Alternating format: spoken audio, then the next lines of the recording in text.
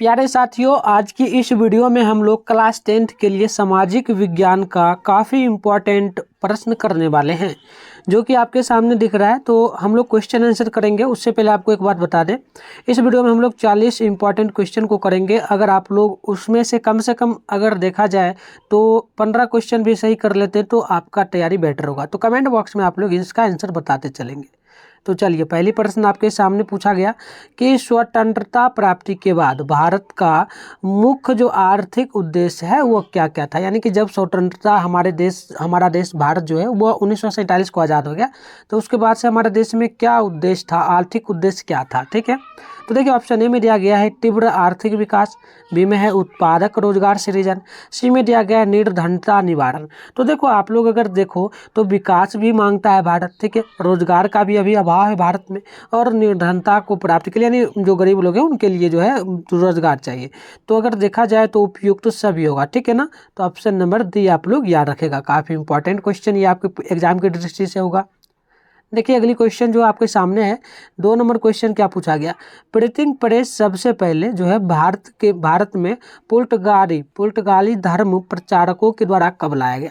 यानी कि printing press जो होता है ना, कि ये हुआ, आप लोग देख लो ना, पेपर जो छापा रहता है, पेपर छापने का मशीन जो है वह पुर्तगालियों के द्वारा, जो भारत के विदेशी यात्री भारत में आते थे, उनके द्वारा धर्म प्रचारकों के द्वारा कब भारत लाया गया। ठीक है, तो आप लोग याद रखिएगा, वो लाया गया था 15वीं सदी में। ठीक है ना, 15वीं सदी में, याद रखिएगा। ऑप्शन नंबर ए बिल्कुल राइट होगा। नेक्स्ट क्वेश्चन आपके सामने है। देखिए अगली क्वेश्चन है, लौह अयस्क किस संसाधन वर्ग में शामिल है। यानी कि लोहा जो है, लोहा ये किस वर्ग में आता है, ये आपको बतलाना है। ठीक है ना, देखिए नवीकरणीय होगा, अजैव होगा, अनवीकरणीय या मानवीकृत। तो देखो लोहा जो है आपको याद रखना है हमेशा, ये अनवीकरणीय संसाधन होता है। तो ऑप्शन नंबर सी बिल्कुल राइट होगा। चलिए अगली क्वेश्चन, उससे पहले एक चीज़ और देख लीजिए। अगर आपको पीडीएफ या नोट्स प्राप्त करना हो तो उसके लिए आप लोग के लिए व्हाट्सएप नंबर यहाँ पर दिया गया है, ये नंबर है, इस पर आप लोग मैसेज कर लीजिएगा। आपको वहाँ पर नोट्स कैसे प्राप्त करना है वो सब बता दिया जाएगा। ठीक है ना, तो आप लोग इस पर मैसेज कर सकते हैं। नेक्स्ट क्वेश्चन है कि निम्नलिखित में से कौन रबी फसल है। काफ़ी इंपॉर्टेंट होता है रबी फसल, इस टाइप का क्वेश्चन काफ़ी पेपर में बनता है। तो रबी फसल क्या है ये बतलाना है आप लोगों को। तो देखिए धान होगा, गेहूं होगा, केला होगा या चाय होगा। तो देखो आप लोग अगर देखा जाए तो गेहूं जो है ना ये रबी फसल होता है। ठीक है ना, किस महीने में बोया जाता है ये आपको पता है ना। ये सब अब देखो बरसात का मौसम आया है, तो अब अभी नहीं, ये गर्मी के मौसम में बोया जाता है। ठीक है ना, जून जुलाई में। ठीक है, जनवरी या फरवरी यानी कि वही मार्च या जून में, सॉरी मार्च या नहीं दिसंबर में लगभग बोया जाता है। आप लोग कमेंट बॉक्स में बताना, एक्चुअल मुझे नहीं पता, बट अभी आपको मैं बता देता हूँ एक्चुअल क्या होगा। सो डियर, आपको मैंने बताया ये जो है अक्टूबर नवंबर में बोया जाता है। अक्टूबर नवंबर याद रखिएगा, रबी फसल अक्टूबर नवंबर में बोया जाता है, और ये जो है मार्च अप्रैल में काट लिया जाता है। ठीक है ना, मार्च अप्रैल में काटा जाता है। तो याद रखिएगा, काफ़ी इंपॉर्टेंट क्वेश्चन आपका ये बनता है। तो ऑप्शन आप लोग देख लो, गेहूँ जो है या जो है अक्टूबर नवंबर में बोया जाता है। अगली क्वेश्चन आपके सामने यहाँ पर दिख रहा होगा, सबसे गहरी खारे जल की झील कौन सी है। यानी कि गहरा पानी जो है वो कौन सा झील है, जिसमें सबसे गहरा पानी है वह कौन सा झील होगा। देखो मृत सागर होगा, बैकाल होगा, चिल्का होगा या फिर यूरन होगा। तो देखो 5 नंबर का करेक्ट ऑप्शन होगा मृत सागर जिसका, जो सागर मर गया है, मृत्यु जिसका हो जाएगा, वो पानी क्या होगा, गहरा होगा। यानी कि कचरा से भरा हुआ रहेगा तो उसका झील का पानी क्या होगा, खारा ना हो जाएगा। तो याद रखिएगा। चलिए अगली क्वेश्चन देखिए क्या है, भारत में राष्ट्रीय आय की गणना सर्वप्रथम जो है सर्वमान्य प्रमाणित संस्था के, यानी कि भारत में जो राष्ट्रीय आय जो भारत में, उसका गणना सामान्य कौन प्रमाणित संस्था करता है, यानी कौन संस्था जो है प्रमाणित करता है, दिखाता है। ठीक है ना, तो केंद्रीय सांख्यिकी संगठन होगा, केंद्रीय सतर्कता आयोग होगा, या फिर केंद्रीय योजना आयोग होगा, या फिर भारतीय रिजर्व बैंक ऑफ इंडिया होगा। ठीक है ना, देखो 6 का करेक्ट ऑप्शन अगर आपने ए बताया तो बिल्कुल सही होगा, केंद्रीय सांख्यिकी संगठन, ऑप्शन नंबर ए बिल्कुल राइट होगा। चलो अगली क्वेश्चन आपके सामने यहाँ पर दिख रहा होगा, यह है खनिज संसाधन के संरक्षण की विधि उपयुक्त है क्या विधि उपयुक्त होगी, यानी कि खनिज संसाधन जो है इसके संरक्षण, इसके बचाव के लिए कौन सा विधि सबसे अच्छा है। ठीक है, देखो इसके लिए सबसे अच्छा विधि जो है ना, नए खनिज क्षेत्रों की खोज करते रहना चाहिए। खनिज की खुदाई सावधानी बरतना ताकि बर्बादी ना, यानी खनिज जब खुदाई हो खनिज का उसको देख करके ध्यान में रख करके खोदना चाहिए ताकि बर्बादी ना हो। और विरल एवं क्रम प्राप्त खनिजों के लिए विकल्पों की खोज करें। यानी इन सभी को अगर देखा जाए तो बिल्कुल सही होगा, ऑप्शन नंबर डी है, बिल्कुल राइट होगा। नेक्स्ट क्वेश्चन आपके सामने यहाँ पर जो है ना, निम्नलिखित में कौन भारत की पेय फसल है। पेय फसल क्या है, ठीक है ना, पेय फसल पूछा आपसे। देखो तंबाकू होगा, कॉफ़ी होगा, चना होगा या फिर मूंगफली होगा। तो क्या होगा अगर आपको पता है तो कमेंट बॉक्स में जरूर आप लोग बताने का प्रयास करें। तो कॉफ़ी जो है ना ये पेय फसल होगा। देखो यहाँ पर आपको दिख भी रहा होगा, यहाँ पर लिखा है पेय। पेय मतलब क्या होता है, पीना होता है ना, इससे भी आप ख्याल रख सकते हो। तो कॉफ़ी को हम लोग पी सकते हैं ना, ठीक है। चलो अब चलो आगे क्या पूछा आपसे, आगे पूछा कि निम्नलिखित में से कौन खनान फसल है। खनान फसल क्या है, खनान फसल क्या है, देखो आप लोग आपके सामने ऑप्शन भी है ना, खनान क्या है। तो देखो खनान का मतलब चावल होगा, ठीक है ना, चावल यानी कि खाने के लिए उपयुक्त होता है हमारा। हम किसको खाएंगे, चावल को ही ना खाएंगे पेट भरने के लिए, तो खनान मतलब वही होता है, याद रखिएगा।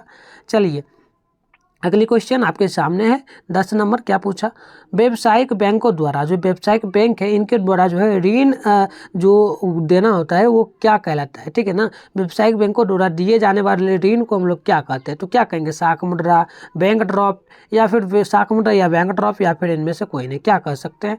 अगर पता है तो कमेंट बॉक्स में जरूर बताइए। तो ये करेक्ट ऑप्शन होगा आपका शाख मुद्रा भी होगा और बैंक ड्रॉप, क्योंकि ऑप्शन नंबर बी में ये सी में दिया है तो सी बिल्कुल सही होगा आपका, ठीक है ना। आप लोगों को ये ध्यान में रखना है।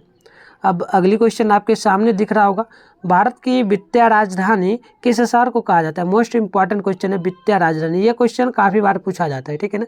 यानी कि अभी वर्तमान में जो है नई दिल्ली है भारत की राजधानी, लेकिन वित्तीय राजधानी पूछा गया तो मुंबई को याद रखिए, ठीक है ना। मुंबई करेक्ट ऑप्शन होगा आपका, ठीक है, मुंबई। चलिए अगली क्वेश्चन आपका क्या है, ध्यानपूर्वक देखिए। क्वेश्चन पूछा 12 नंबर की, मैग्लेगन, ठीक है ना, मैग्लेगन समिति बनाई गई है। मैग्लेगन समिति कहाँ बनाई गई है, कब बनाई गई थी, ठीक है ना। देखिए मैग्लेगन समिति बनाई गई, ये पूछा। यहाँ पर कब बनाई गई ये नहीं पूछा गया था, बट ऑप्शन में दिया है तो देख लीजिए कब बनाई गई है, यही क्वेश्चन होगा, ठीक है। चलो 1911 ईस्वी में, 1914, 1915, 1916 में, किस में हो सकता है। तो देखो अगर ऑप्शन नंबर इसमें हम देखें तो ऑप्शन नंबर बी बिल्कुल राइट होगा, ऑप्शन नंबर बी 1914 ईस्वी में, ठीक है ना। 1914 ईस्वी आप लोग याद रखें, ऑप्शन नंबर बी बिल्कुल राइट होगा। चलिए अगले क्वेश्चन यहाँ पर जो है पूछा गया, कौन सी सेवा गैर सरकारी सेवा है। देखो गैर सरकारी सेवा इनमें से क्या है, ये हमसे पूछा गया। तो देखो वित्त सेवा होगा, सैन्य सेवा होगा, मॉल सेवा होगा या रेल सेवा। लेकिन देखा जाए तो यहाँ पर करेक्ट क्या होगा, देखो ये मॉल सेवा जो है ना ये गैर सरकारी सेवा है, ठीक है ना, ये सरकारी सेवा नहीं है। तो ऑप्शन नंबर सी आप लोग याद कर रख सकते हो, ठीक है ना। चलो अगली क्वेश्चन क्या पूछा आपसे, पूछा कि निम्न में से कौन उपभोक्ता उद्योग है। उपभोक्ता उद्योग क्या है, उपभोक्ता उद्योग का मतलब होता है कि जो खेतों में उपजाया जाता है। तो देखो चीनी को हम खेतों में उपजा सकते हैं, नहीं उपजा सकते हैं, ठीक है ना। चीनी को तो नहीं उपजा सकते, लेकिन चीनी बनता किससे, तो गन्ना से बनता है, ठीक है ना। तो गन्ना को तो उपजा सकते हैं ना, तो इसलिए ये हमारा चीनी बिल्कुल राइट होगा, ठीक है। चलो अब अगली क्वेश्चन की ओर हम लोग बढ़ेंगे। आपका करेक्ट ऑप्शन देखो बताते जाना आप लोग कमेंट बॉक्स में, ठीक है। देखो 15 नंबर क्या पूछा, निम्नलिखित में से कौन छोटे पैमाने का उद्योग है। छोटे पैमाने का उद्योग क्या है, देखो ना ऑप्शन में, चीनी तो बड़ा पैमाना है, ये नहीं होगा। कागज उद्योग तो बड़ा पैमाना है, ये भी नहीं होगा। विद्युत उपकरण उद्योग बड़ा है, ये भी नहीं होगा। लेकिन खिलौना उद्योग सबसे छोटा उद्योग है, ठीक है ना, ये याद रखिए आप लोग। ऑप्शन नंबर 15 का सी बिल्कुल राइट होगा। अब चलो अगली क्वेश्चन आपके सामने है, देखो क्या पूछा गया। 16 नंबर है, सिकंदराबाद किस रेलवे क्षेत्र का मुख्यालय है। सिकंदराबाद जो है या किस रेलवे क्षेत्र का मुख्यालय है, हमें ये बतलाना है, ठीक है। चलो उत्तर पूर्वी सीमांत रेलवे, दक्षिण पूर्वी रेलवे या फिर दक्षिण मध्य रेलवे या फिर होगा पश्चिमी मध्य रेलवे, क्या हो सकता है। देखो अगर आपको पता है तो जरूर बतलाओ कमेंट बॉक्स में, नहीं तो मैं तो बतलाने के लिए हूँ ही, ठीक है ना। चलो देखो ऑप्शन नंबर सी बिल्कुल राइट होगा, दक्षिण मध्य रेलवे, ठीक है, ऑप्शन नंबर सी बिल्कुल राइट होगा। अब अगली क्वेश्चन यहाँ पर क्या पूछा गया आपसे, पूछा गया 17 नंबर, भारत में सबसे ऊंची सड़क कहाँ है। भारत में सबसे ऊंची सड़क कहाँ है, दार्जिलिंग में होगा, शिमला में होगा, पश्चिमी घाट या लेह में होगा, कहाँ हो सकता है। तो देखो ये आपको याद रखना हमेशा, ये जो है ना लेह में होगा, ठीक है, ऑप्शन नंबर डी बिल्कुल राइट यहाँ पर आपका 17 का होगा। चलो अगली क्वेश्चन पूछा कि जो है बिहार में कितने प्रतिशत क्षेत्र में खेती की जाती है। तो देखो बिहार जो है खेती के लिए ही है बना हुआ, तो बिहार में गरीबी खेती के कारण ही होता है क्योंकि सभी लोग खेती करते हैं। तो लगभग ये एक देखा जाए तो 18 नंबर है ना, हाँ ये लगभग 60% लोग करते हैं खेती अभी के टाइम में। देखो ऐसे तो क्वेश्चन आपको बहुत सारा मिलेगा, तो किसी में 80% भी देगा, लेकिन 60% जो है ये लोग खेती करते हैं। ठीक है, तो ऑप्शन नंबर बी आप लोग याद रखिएगा। ठीक है, चलो अगली क्वेश्चन पूछा 19 नंबर क्या पूछा कि इनमें से कौन एक बीमारू राज्य नहीं है। बीमारू राज्य कौन नहीं है, ठीक है ना। देखो बीमारू राज्य कौन नहीं है, तो देखो बिहार आप लोग याद रखिएगा, BIHAR। ठीक है, देखो 20 से आपका क्या होता है बिहार, तो बिहार देखो यहाँ पर आपका बीमारू राज्य हो जाएगा। ठीक है, अब देखो यहाँ पर देखो कौन कौन सा है, मध्य प्रदेश, मध्य क्या होता है एम से ही ना होगा, चलो मध्य एम से इसमें नहीं आ रहा है। देखो कर्नाटक कैसे होगा ना, BIHAR। ठीक है, चलो सब चीज ठीक है, यहाँ पर दिखा देते हैं आपको 19 नंबर है ना। देखो मध्य प्रदेश BIHAR, मध्य प्रदेश एम से BIHA, बीमारू, सॉरी देखो मैंने आपको गलत बोल दिया, एक चीज इस प्रकार से टाइप याद रखना, बीमारू याद रखिए BI, ठीक है ना, MARU, बीमारू याद रखिए। तो आपको ये क्वेश्चन एक पूछता है हर एक साल, तो याद होगा। देखो 20 से आपका बिहार होगा, आई से आपका यहाँ पर देखो कुछ नहीं, तो चलो एम से क्या होगा मध्य प्रदेश होगा, और देखो उत्तर प्रदेश यू से होगा, तो आपका ये भी आ गया। अब देखो इसमें से कर्नाटक के कहीं नहीं आया, तो कर्नाटक आपका बीमारू राज्य नहीं है। ठीक है, तो ट्रिक आप लोग याद रखिएगा, ये आपको काफ़ी काम रहेगा। तो कर्नाटक आपका ऑप्शन नंबर सी बिल्कुल राइट होगा, क्योंकि कर्नाटक बीमारू राज्य नहीं है। अब चलो अगली क्वेश्चन क्या पूछा वैश्वीकरण का अर्थ क्या होता है। वैश्वीकरण का अर्थ तो याद रखिए, वैश्वीकरण का अर्थ जो होता है ना, ये होता है विश्व अर्थव्यवस्था के समन्वय। ठीक है, तो ऑप्शन नंबर बी याद रखिएगा। चलिए अगली क्वेश्चन 21 नंबर पूछा बिहार राज्य की कितनी प्रतिशत जनसंख्या जो है कृषि कार्य में लगी है। ठीक है ना, तो कितनी जनसंख्या, अभी मैंने आपको बताया था 60%। ठीक है ना, वो भी बता देते, पहले ये देख लो 21 नंबर क्वेश्चन है, तो ये 80% होगा। ठीक है, 80% होगा, लगा हुआ है क्योंकि अभी कर रहा है 80%। अब देखो एक क्वेश्चन आपका क्या था वो भी दिखा देते हैं एक बार फिर से, ताकि दिक्कत ना। देखो यहाँ पर क्या पूछा गया, बिहार में कितने प्रतिशत क्षेत्रों में खेती की जाती है। यहाँ पर आपको खेती कितने क्षेत्र में किया जाता है ये पूछा था, तो इसके लिए 60% याद रखिए। और बिहार में कितने % लोग जो है खेती करते हैं, तो 80%, तो वो आपको याद रखना है। ठीक है, यहाँ पर आपको घबराना नहीं है, इस टाइप का क्वेश्चन आपको फंसाने के लिए पूछा जाता है। देखो यही क्वेश्चन था, तो 80% याद रखिएगा। चलो अगली क्वेश्चन आपके सामने पूछा क्या, देखो क्वेश्चन पूछा कि भारत में राष्ट्रीय उपभोक्ता दिवस कब मनाया जाता है। तो राष्ट्रीय उपभोक्ता दिवस कब मनाया जाता है, तो ये आपको याद रखना है। ठीक है ना, देखो ये मनाया जाता है जो है ना, ये 24 दिसंबर को मनाया जाता है, तो ऑप्शन नंबर डी आप लोग याद कर लीजिए। ठीक है ना, चलो 24 का 22 है ना, हाँ 22 बिल्कुल सही होगा, 24 दिसंबर को ही होगा। चलो अब देखो अगली क्वेश्चन क्या पूछा 23 नंबर, भूकंप का मापन किसके द्वारा होता है। भूकंप को हम किसके द्वारा मापते हैं। ठीक है ना, तो याद रखिए भूकंप किसके द्वारा होता है, यानी कि यहाँ पर लिखा गया था मापना भी चाहिए, मापना नहीं लिखा गया, बट कोई ना, ठीक है टाइप में मिस्टेक हुआ होगा।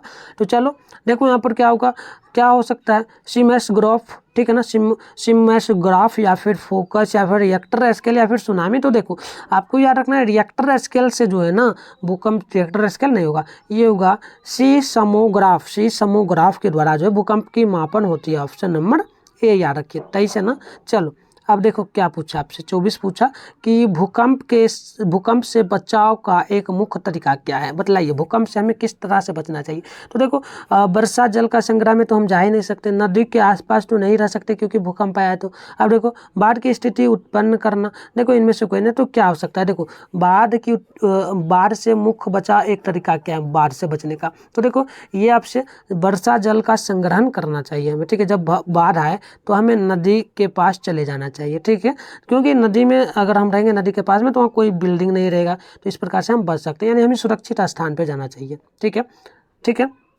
देखो फिर से क्वेश्चन समझो, ओहो सॉरी मिस्टेक हो गया हमसे, हम क्या बोल रहे थे। देखो सूखे से बचाव का एक मुख्य तरीका क्या, यानी सूखे से हमें किस प्रकार से, यानी कि खेती में जो गर्मी अभी देखो गर्मी का टाइम है, बारिश नहीं पड़ रहा है तो क्या हो रहा है, बहुत सारा खेती फसल बर्बाद हो रहा है ना। तो हमें क्या करना है, वर्षा जल संग्रहण करना चाहिए, यानी कि जल को बचाना चाहिए, तो ये करेक्ट होगा। हम यहाँ पर समझ रहे थे भूकंप है। ठीक है, चलो कोई ना मिस्टेक होता है।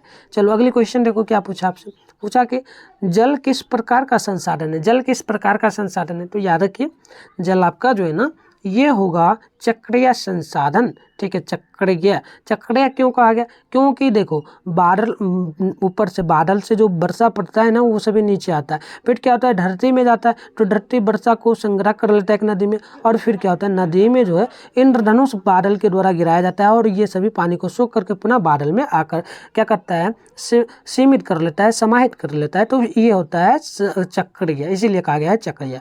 चलो अगली क्वेश्चन देखो क्या पूछा पाटलिपुत्र किसके समय मगध की राजधानी थी? मगध की राजधानी किसके समय में थी? ठीक है ना, तो याद रखिएगा ये थी चंद्रगुप्त मौर्य के समय में। ऑप्शन नंबर सी याद रखिएगा आप लोग। ठीक है ना, अगली क्वेश्चन देखिए कन्नड़ शब्द कुड्रेमुक्त। ठीक है ना, कन्नड़ शब्द कुड्रेमुक्त का क्या अर्थ है? कन्नड़ शब्द जो है कन्नड़ शब्द में ये लिखा गया है कुड्रेमुख, इसका क्या अर्थ होता है ये हमें बताना है। कुड्रे मुक्त का क्या होगा? तो देखो कुड्रे से क्या समझ आ रहा है आप लोगों को, थोड़ा माइंड रखा। तो देखो घोड़े का मुख समान, घोड़े के मुख समान होगा। ऑप्शन ए याद रखिए आप लोग। ठीक है ना, चलो 27 का ऑप्शन ए। अब देखो अगली क्वेश्चन क्या पूछा आपसे, पूछा कि बेल्जियम किस शहर के स्कूलों से में फ्रेंच बोलने पर रोक लगा दी है? बेल्जियम जो है ये एक व्यक्ति का नाम है, और इन्होंने जो है फ्रेंच के किस शहर में क्या किया गया है बोलने, कौन सा रोक लगा दिया गया है? बेल्जियम फ्रेंच बोलने से किस स्कूल में लगा दिया गया है? ठीक है ना, बेल्जियम के किस शहर में? देखो फिर से समझो एक बार क्वेश्चन। बेल्जियम एक देश है, इस देश में जो है फ्रेंच बोलने पर किस स्कूल में जो है सरकारी स्कूलों में रोक लगा दी गई है? तो होगा बेलोनिया में, ब्रुसेल्स में, या फिर मचलटेम में, या फिर मोन्स में। तो किस में हो सकता है? देखो 28 है ना, इसका राइट आंसर होगा मल्टीटेम में। ठीक है ना, चलो अगली क्वेश्चन देखो क्या पूछा, भारत की वित्तीय राजधानी कहाँ थी? तो भारत की वित्तीय राजधानी आपको याद रखना है, वित्तीय राजधानी है मुंबई। चलो अगली क्वेश्चन देखो क्या पूछा, 26 दिसंबर 2004 को विश्व के किस हिस्से में भयंकर सुनामी आया था? तो याद रखिएगा बंगाल की खाड़ी। काफ़ी इंपॉर्टेंट क्वेश्चन है, इसे तो याद रखना ही आपको है। ठीक है, चलो अगली क्वेश्चन क्या है? अगली क्वेश्चन आपसे पूछा कि सुदूर संवेदी उपग्रह, यानी कि इसे हम लोग कहते हैं रिमोटिंग सेंसिंग उपग्रह भी कहते हैं। ठीक है ना, तो ये किस लिए प्रयोग होता है? सुदूर संवेदी उपग्रह का उपयोग हम लोग क्यों करते हैं?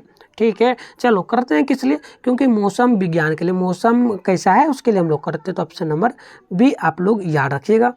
चलो अगली क्वेश्चन आपके सामने है, कृषि सुखाड़ होता है, क्यों होता है? तो देखो कृषि सुखाड़ क्यों होगा?